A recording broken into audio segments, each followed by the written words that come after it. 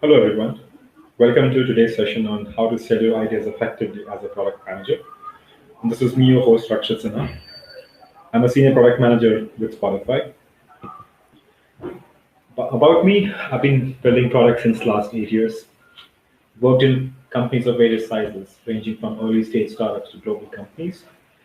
Primarily, my experience has been with B2C companies, but I also had a fair bit of exposure to B2B companies as well. And currently, I work as a senior product manager at Spotify, where I lead the global user onboarding team. Some of the products that I've built in the past include Ola, Zeta, and Bank Music. These are Indian companies. All right, so let's look at the structure of today's presentation. I've planned for about 35 minutes of content and really splitting it into three sections. The first is the basics, where we go spend about 5 minutes.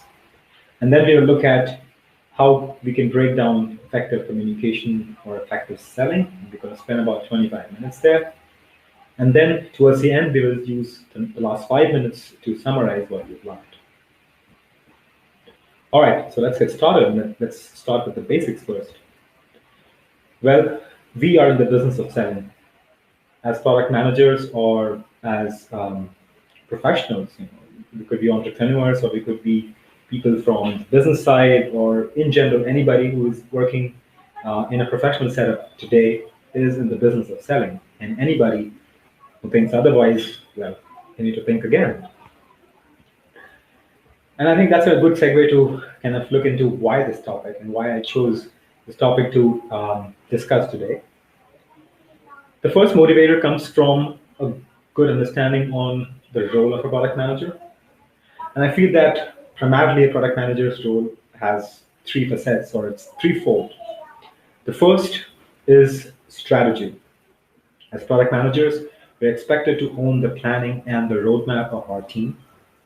The second is execution. We as product managers, we're expected to deliver on our team's sprint plans and take part in the stand-ups and in general own the execution and the output of the team.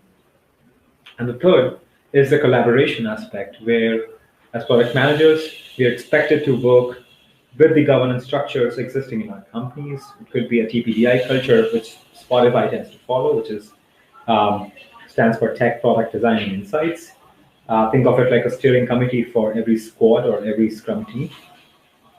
And also the collaboration has two broad facets to it. The first is the horizontal aspect of communication, which we just saw, like you interact with your peers from different functions. And then there's vertical collaboration, which is where you speak and collaborate with your immediate supervisors or with your one or two downs in your company. So as we can see, every facet of a product manager's role needs effective communication. Well, when you have an idea, you tend to think that it will change the world as we know it. And it's very easy to get excited when you have an idea. And what we tend to over-index on is the idea itself. But when you look at the reality, it can be very different. And I've put together some very funny illustrations, but the general point that you can see from these three pictures is that what you have in mind or the idea that gets you excited may not get everybody equally excited. Let's put it that way. So you can see in the first picture, the person is trying to literally use a megaphone to talk to and get people in his team excited. The second is, you don't really see the audience to be very engaged. They probably are not enjoying the presentation. The third is where the lady doesn't really seem to be enjoying the written report that has been given to her. And we can probably make our guesses about how much she has understood the idea and how much she appreciates it. But these exaggerations aside, these three pictures really represent the crux of the problem, that effective selling or effective communication really is about the receiver. It's not about the sender. And very shortly, we will get deep into different facets of communication where we'll talk more about this. But before we go deep into our main topic, let me first thank and acknowledge the contribution of Simon Sinek to my thinking. This gentleman talks about a concept called the golden circle in his book called Start with Why. And I really want to spend a minute on this particular topic for people who don't know Simon Sinek or who haven't read this book. Let me quickly summarize what I have picked from this book and why this is relevant to discuss here. This gentleman talks about three aspects of anything: the why aspect of it, the how aspect of it, and the what aspect of it. And if I have to kind of summarize his ideas in two broad sentences, the first would be that we usually focus our energies on what. So, what are we going to communicate, or what is the idea that we are working on, or what is our proposal? These are the things that you will probably hear people around you, be it product managers or even other functions. They usually tend to focus on that. But the real crux of what gets people excited and what gets counted as effective communication is the why and the how aspect of things. They're much more powerful than the what. But both of them, both the why and the how, they require conscious effort on the part of the presenter or the sender. And in this presentation, although we'll focus more on the how of selling, but we will briefly touch upon the other two aspects, the how and the why, the what and the why aspect as well. And for anybody who's interested, I would highly recommend reading this book, Start with Why by Simon Sinek. All right, so enough with the basics now. Let's go deeper. So what do we sell? It's important to know that what we could be selling at any point to our team or to our stakeholders could be a plan that we have, could be a new product feature that we have. It could be modification to an existing feature, it could be new process, it could be modification to an existing process.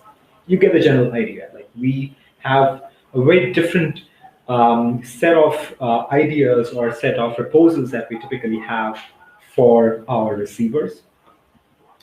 And in terms of maturity of the idea, broadly looking into two different aspects. One is a fully baked, mature idea that you have researched upon well, where you have in-depth understanding of what you are selling or what you're talking about. And then there's the other end of the spectrum where you probably don't have a full baked understanding or let's say a comprehensive understanding of what you're trying to sell, and in which case you tend to adopt more of a collaborative brainstorming based approach. And why do we sell? So let's briefly touch upon that as well. And to be honest, this is a very wide and a more personal set of reasons why people sell. And I've tried to generalize or at least capture the most common reasons why people sell. I could come up with these four. The first is to really push an idea that we believe in. That's one reason why we sell. The second is to guide the execution. And this is really about making sure that the team focuses on the right set of problems. The team knows what the roadmap is and what milestones need to be hit. The third is on a more personal level, to get promoted. A lot of people sell their ideas or sell their brand or create a personal brand to ensure that the relevant people in the ecosystem know that what values or what ideas they have come up with, and really kind of showcase them in the best light, which in their opinion would help them reach their objectives. And there's no right or wrong here. Like, as I said, this is a more personal reason for everybody, to each on his own. But it's important to kind of be cognizant of why we are selling our ideas. And also, let's briefly look at who do we sell to. This is more straightforward, in my opinion, if you are working in an agile environment. In an agile environment, you typically have your Scrum team. So you have your counterparts from tech, design, insights. You would also have, outside of your Scrum team, you could have your manager as a stakeholder who you can be selling your idea or your proposal to. We already looked at the stakeholders, so let's look at the others. For example, your business unit, you could be selling an idea to a larger team. It could be a team of product managers in your business unit, or it could be your entire company, and you're proposing something, let's say, something which is which affects your organization as a whole. So essentially, wide range of stakeholders that you could be selling your ideas to, but it's really important to be deliberate uh, about being cognizant of which stakeholder or what is the purpose and who you are selling your ideas to. It really helps to kind of tailor your communication. And now let's focus on what we have intended as the main topic of the presentation, is how do we sell and how do we sell effectively? Well, let's first look at the tools of the trade. And the tools for communication for the product manager, well, there are probably two sets of tools. The first are written tools, where you have your product brief or your opportunity brief. Typically, these tend to be in a Word document format. It could be a presentation as well. Typically, when you're trying to summarize the findings of a research, or when you're trying to summarize your learnings from a product launch. So essentially, when you don't want to give too much of detail, but you want to capture different facets of a particular concept or a particular idea, you use presentation. You also have spreadsheets for more mathematical concepts. You could be using written tools for planning. Some companies follow OKRs, but in general, planning is done in a more written format. And finally, you could be using more visual and more design-oriented tools, like you could be doing mock-ups, you could be doing prototypes, and you could be using multiple tools, so Figma or Sketch, or you could be using a bunch of these tools for a more visual representation of your idea. The second set is the oral, where you typically do it when you really want to have quick communication or quickly sell or share your idea to your team, which could be done during your sprint planning, could be done during your stand-ups or your scrum meetings, and could also be done during your sprint retro meetings. But, and this is what my experience tells me, is that most PMs do not use these tools very effectively. And that's why I guess why we are here. All right, so we've talked about effective communication a few times already in today's presentation. So now let's get straight into what is effective communication. And for that, let's understand what is communication and how it happens. So this is a pretty standard diagram depicting how communication typically happens. And as you can see, there's a sender who is trying to communicate, who is trying to put his message across. And then there's a receiver who the sender is trying to communicate with. And there are intermediaries in between. So there is a medium, could be it could be your written mediums, could be oral mediums. It could be face-to-face versus it could be done remotely. And of course, then there's a message component of what exactly is being communicated. There's a feedback loop, typically, which lets the sender know that the receiver is engaged, is understanding the concept or the ideas that are being communicated. And then there is noise, which is unfortunately unavoidable for any communication. You could be distracted, and your audience could be distracted. You could have issues with your with the medium that you've chosen. You could have internet outages. So a bunch of things can go wrong, and all of these contribute to the noise. And this noise typically hinders the receiver's ability to interpret the message. Well, spending a bit more time on this diagram itself, as senders and as communicators, we tend to focus more on ourselves. And in my opinion, this is the crux of the problem. What truly matters is how the receiver interprets your idea. And unfortunate as it may sound, a lot of us, majority of us rather, focus on ourselves instead of optimizing for how the receiver interprets our message. Well, to sell is to communicate effectively. I mean, I can't be more direct than this, because if you really want to sell your idea, you really need to be effective at communication. So this particular concept of sender, receiver, message, medium, noise, feedback, these are essentially the components which comprise communication, and you really need to master each one of them, and you really need to understand how to play with each of these five, six components that you see on this screen to be really effective at selling your idea. And so let's go and look at each one of these components into more detail. Let's first start with the sender. Well, I've summarized some of the best practices, or some of the do's and don'ts which a sender should be following, in my opinion. The first is there should be a goal for communication. I think if I were to pick one concept which I would like to highlight and share with all of us product managers as senders or sellers of our ideas, it would be to be really clear about the goal of our communication.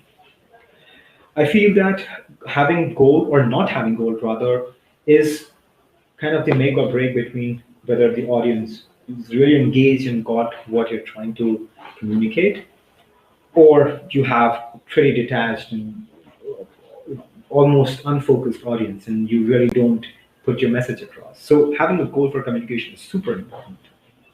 The second aspect is you need to be prepared.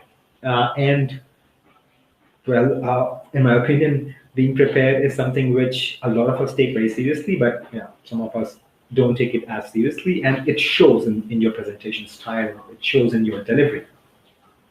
The third is structure, and we'll cover a bit more about being structured in our presentation a bit later.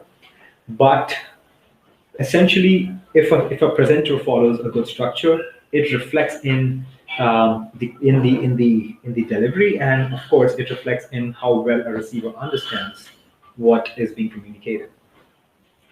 The fourth is well-paced. Well, you don't want to be rushing into your presentation, and you also don't want to be dragging along. You want to have that sweet spot between being a tortoise and being a rabbit. The fifth is intonation, and well, now we are kind of slightly getting into the more softer aspect of things, and I guess intonation is one where you tend to attract people's attention very well if you are able to modulate your voice well, if you're able to emphasize the right things, or the right sentences, or the right phrases of your presentation. The sixth is the body language, and I think again, continuing on the thread of the softer aspects of presentation, this is very important. If you have a confident and a strong body language, your message tends to be received better, and there's tons of scientific evidence around this. The last three were time management. Again, you want to be super crisp and be mindful of people's time. Typically, people have anywhere between 20 to 30 minutes of focus time for any presentation. No matter how long you actually go on delivering your content, you probably at best hope for about 20 or 30 minutes of focus time from your audience. So you really want to optimize with that. And well, no preconceived notions, no biases. A good presenter doesn't anticipate rejection or failure. They don't anticipate the audience to be hostile or not receptive. You really want to assume that the audience is going to receive your idea very well. And finally, situation awareness. Well, there could be times, no matter how well prepared you are, when something could go wrong, or your, let's say, your presentation is not working, or your audience is not connected for some reason. So you really need to have some sort of a fallback plan. If, for example, your audience is not connected, you could probably try saying a joke, or you could probably try asking a question to your audience, which really kind of shifts their mood a bit and gets them back to where you want them. And of course, the polar opposites of these are the don'ts. So you don't want to be meandering, you don't want to be unprepared, unstructured, you don't want to be too fast or too slow, you don't want to be poorly groomed. This also reflects on whether somebody receives your idea very well versus rejects you outrightly. You don't want to be having a bad posture, so no slouching, not having eye contact or anything like this. You don't want to be doing that. Lack of confidence, or or like that. You don't want to be stammering, and of course, no fidgeting. So anything that communicates that you're not confident, your receivers tend to pick on it, and that's not good for you. So in short, be confident, prepared, and be aware of the audience. Now let's look at the message. Again, looking at some of the do's. We talked about structured or being structured in the sender part, and we will touch upon that, touch upon it in the message part as well. And immediately after this slide, we'll look at the Minto Pyramid, which I would like to spend at least 4 or 5 minutes on. So we'll leave it. We'll leave the structured part of the message here. We would really want to be focusing on using small, simple sentences. Want to be to the point. The message needs to be sequenced, needs to be arranged in a logical sequence. We really want to be breaking down complex ideas into smaller chapters or smaller sections, each with a mini summary. So you really give a crisp takeaway for your audiences. If you have data, if you can quantify, if you have examples, then your idea tends to be visually better received. The receiver can understand your ideas much better. And if you are proposing to do away with an existing process, or if you are suggesting improvements, then you really want to suggest alternatives. So if you don't want to be just giving out issues or problems with the existing process, you really want to be doing your homework well and coming up with alternatives which will solve that particular problem. And again, looking at the don'ts, so a poor message would be cluttered, would be unstructured. It would be complicated, and you don't want to complicate your message. You want to make it crisp and short and direct. Again, a poor message would be either having too much of context or too little context.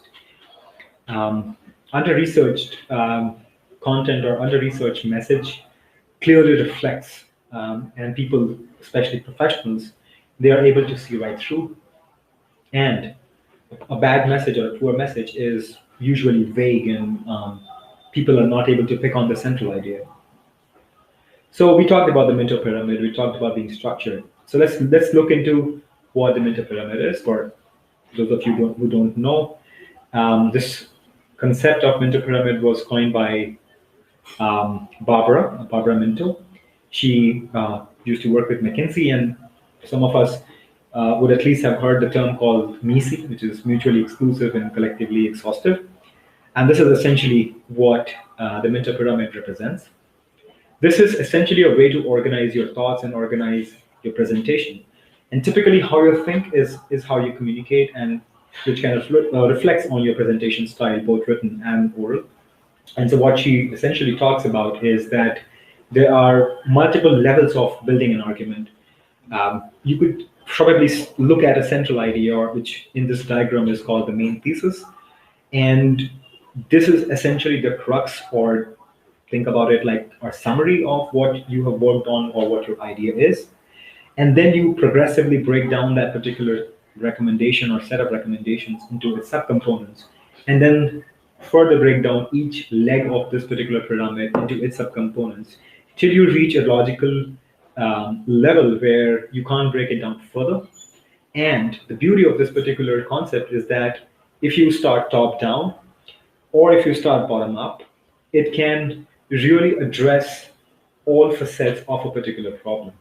So let's, for example, if we were to kind of communicate to, let's say, the CEO or somebody who's very senior, they may not be interested in going into second and third level of arguments. So what they might be looking at is what we typically call as the executive summary. And well, the first level of argument is essentially that. And the second and third level are where you probably detail out a bit more on your recommendations or your suggestions.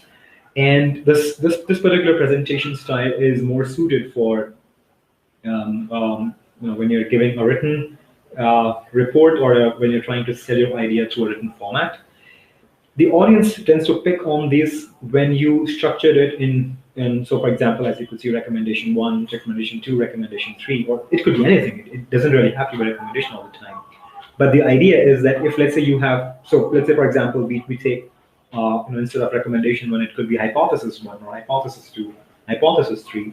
And then each hypothesis could have sub-hypotheses, which in turn would give you, let's say, a few experiments for validating each of the sub hypotheses. And when you're trying to break down your product brief in that format, it really helps your engineering team, your designers, your insights folks to really pick on how you have built the argument. And it's easy to really brainstorm on that instead of having something which is, let's say, not so structured. Then as a receiver, I may not be familiar with the topic that you're talking about, and then effectively I lose attention or not able to get the central idea, and then all the effort that you put in breaking down this or breaking down your idea, it is lost, and that's not what you want. So essentially, what you want is to be structured and to really optimize for the receiver that you have. So, as I said, if you are trying to communicate your idea to somebody very senior, you don't really want to go into second and third level of argumentation at the beginning. Well, if they want, they can read further, and you can direct them using hyperlinks or using structuring your ideas. But if you are presenting to your team, you really want to be kind of giving them this structured way of looking at the first, second, and third level of argumentation. So yeah, I would say the bottom line is that you need to think and communicate in a structured manner. So now continuing with the medium. Well, the do's when you are choosing a medium is you first need to optimize for the setup. And this is super relevant in today's time when we are working remote. You need to choose the medium for the type of idea that you are trying to sell. You really would want to set ground rules as well. So there are, especially when we are working remote, these ground rules are super important to make sure that you prime your target audience to know what are the what to expect and how to kind of behave in that setting. And this is very sensitive subject, and you really want to be very smart about it. You don't want to be coming across as somebody who's pushing and bossing around, but you also don't want your message to be lost. So what you want to optimize for is kind of making sure that everybody understands what you're presenting, how to behave, and what to expect from that session. So you could be saying, you know what, let's put our phones on silent, or let's put our Slack messages on mute for some time, because this could be distracting. And well, when you're presenting, you don't want distractions, or you at least don't want, or you at least would want to optimize for not having distractions in your communication. The third is sharing a pre-read. I think this is very important, especially when your ideas are slightly complex.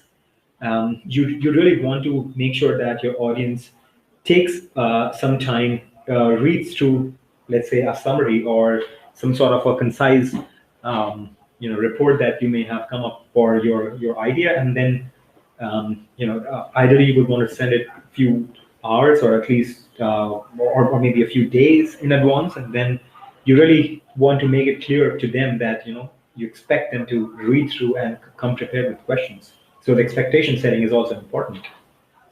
The fourth is you need to adapt your pitch and tone to the medium. If you are addressing a large crowd in your auditorium, or if you are addressing a town hall, for example, your pitch and tone could be very different from, let's say, if you're talking to your Scrum team. So you really need to be mindful of that. Well, you need to select the channel wisely. I think I can't emphasize enough. So if you are giving a very complex idea, and let's say if you're using emails, or if you're using Slack messages or your communicator to seed the idea, then it's not a very wise choice, in my opinion. And well, I think this is one part where you could go really horribly wrong if you're not doing it well, which is the medium should be conducive for collaboration. And in my personal experience, this could be very, very distracting for the team when you, let's say, want them to kind of collaborate or share ideas or critique your ideas or comment on it, but you don't give them a platform to give their feedback. And it can be a very, very difficult situation to be in, both as a product manager and the end person or the receiver. So you really want to plan this particular thing really well. So the polar opposites, don'ts, well, yeah, I touched upon it. So don't see ideas on emails.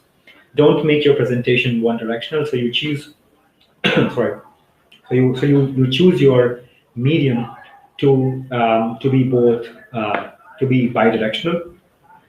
And well, don't focus only on your comfort. So if you are comfortable presenting um, on a remote platform, or if you're comfortable sharing your ideas in a written format, maybe your receivers might not be super comfortable, especially if your idea is fairly new or fairly complex. So you really need to think about the receiver, which I think is the crux of what we are discussing today.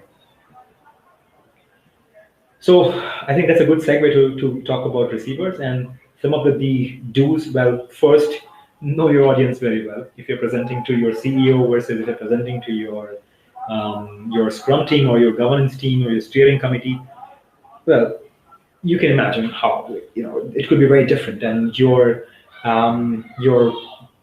presentation style, your content, your delivery, everything gets impacted based on who you are talking to. The second thing is you need to set expectations. So we touched upon it when we're talking about the medium and making sure that the audience knows what to expect. So this is where you want to be deliberate about that. The third is adapting the presentation style.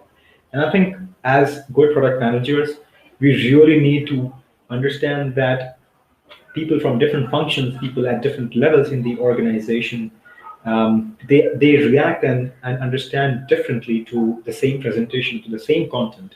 So what you really want to do is have a good understanding of your audience and then tailor your presentation according to their needs and according to who you are speaking to. So yeah, keep in mind, always think about the receiver. And I've kind of used this product manager framework of trying to onboard somebody, engage and retain, which is what, as product managers, we try to do. So, well, if you're trying to onboard somebody to your idea, you would want to share pre-reads, you want to basically get them excited. Engaging them, well, if it's a long presentation or a large report, break it down into smaller chunks. Ask questions. Crack a joke, maybe. Basically, keep them engaged.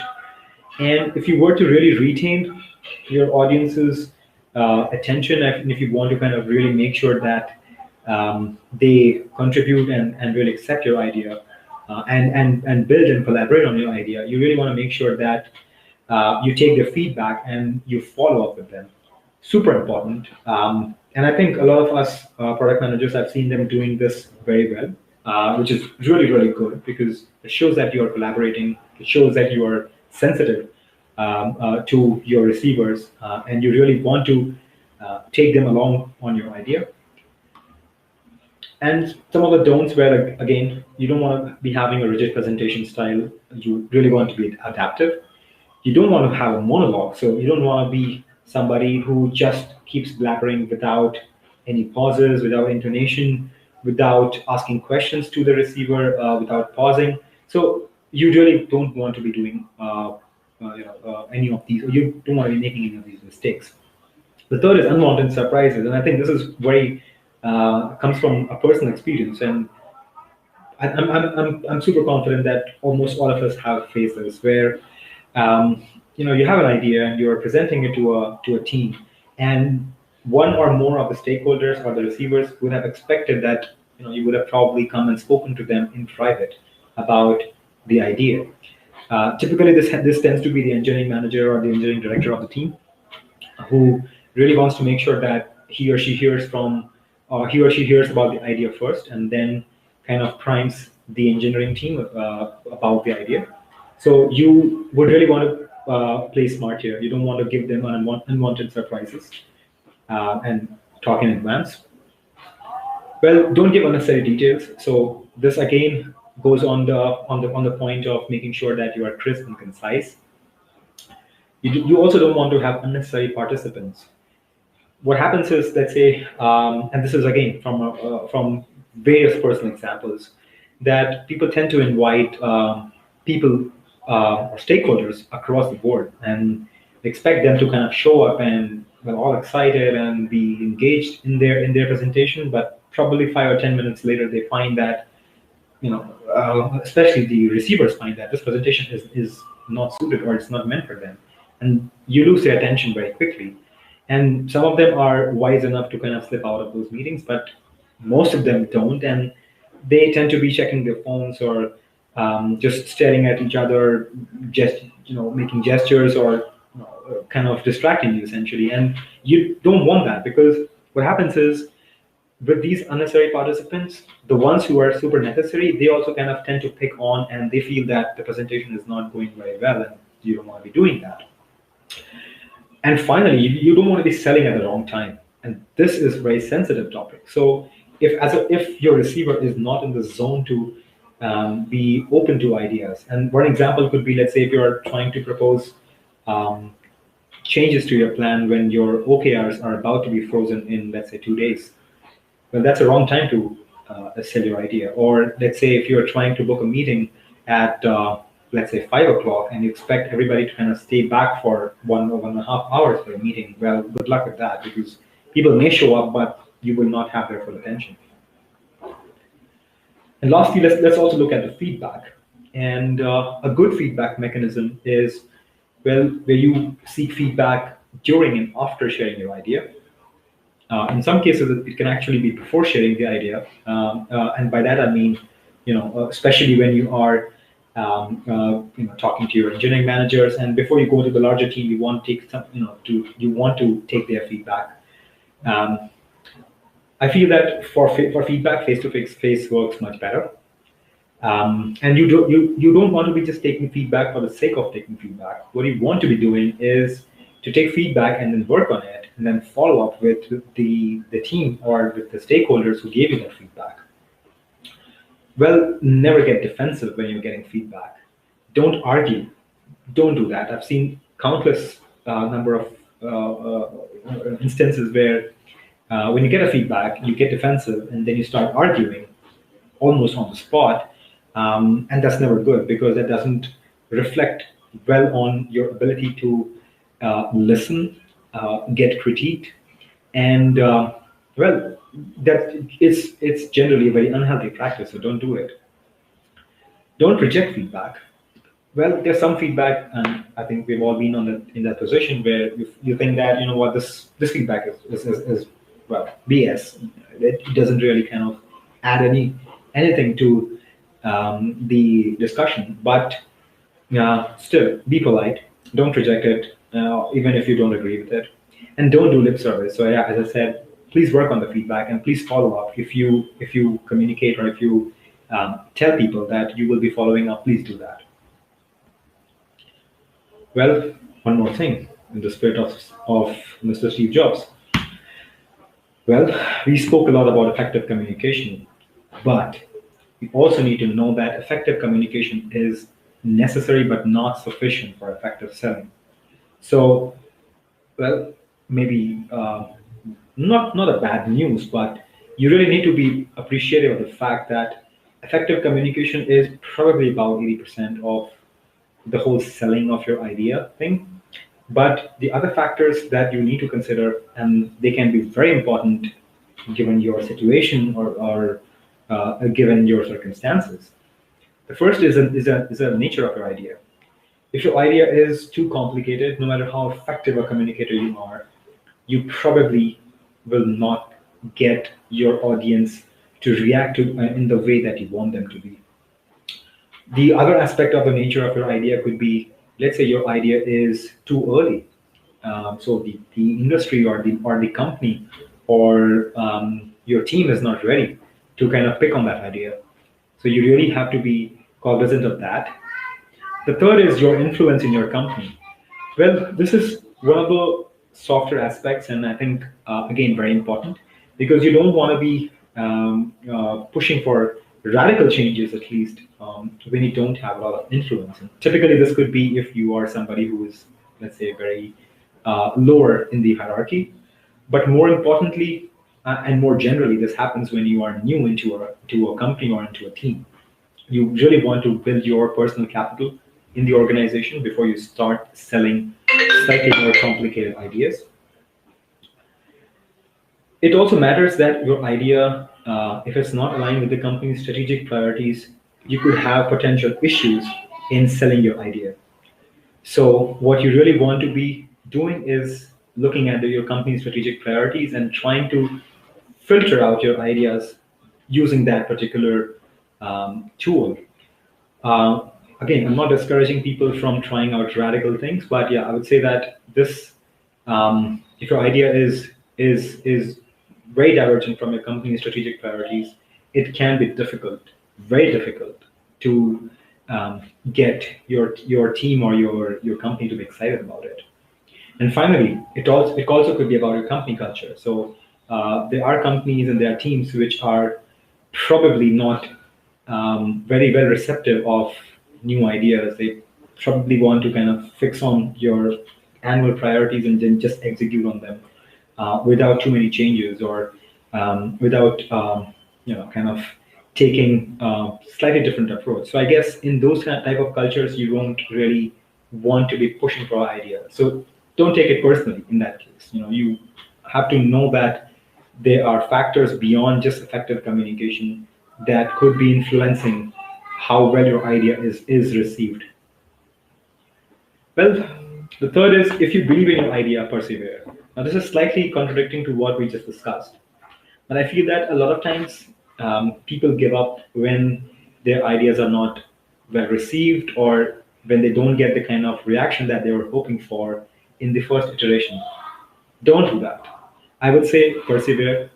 Persevere to the extent that you feel satisfied one way or the other, that you are getting the kind of response which is of course what you aim for. And it could be your idea is, let's say, probably a little complicated or the timing is not right. So you could probably follow up after maybe a few days, a few weeks, a few months, maybe a few years, but maybe that is a more extreme scenario. But what you really want to be doing is make sure that you don't give up on your idea just because of reasons which are within your control.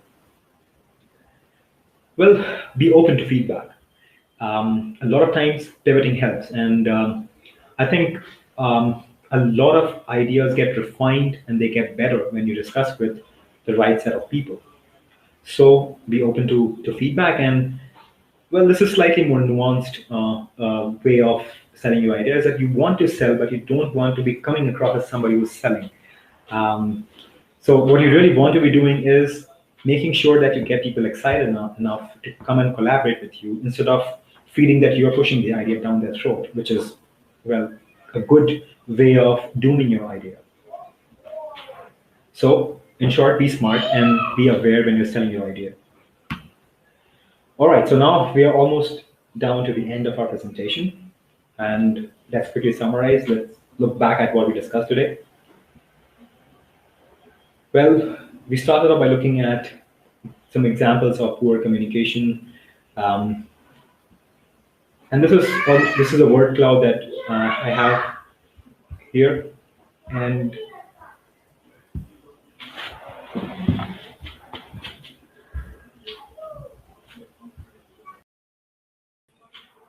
well, looking back, you see that you have low chances of success if your presentation or if your idea is boring, repetitive, long, irrelevant, a bunch of these word clouds, which you can clearly see that if your presentation, if your sale pitch, if I can use that word, if it is falling in any of these categories, then your chances of being successful in communicating your idea and selling your idea are very low. So please be mindful of this. And what you want to be doing is be precise, concise, structured, planned, confident, illustrate your ideas with examples and data, collaborate, focus on the receiver, not on you, and in the end, persevere. And that's the end of the presentation. And well, you got sold. So I hope that the presentation was effective in selling my idea of how to sell effectively as a product manager. Please let me know if you have any questions. We'll be happy to take questions now.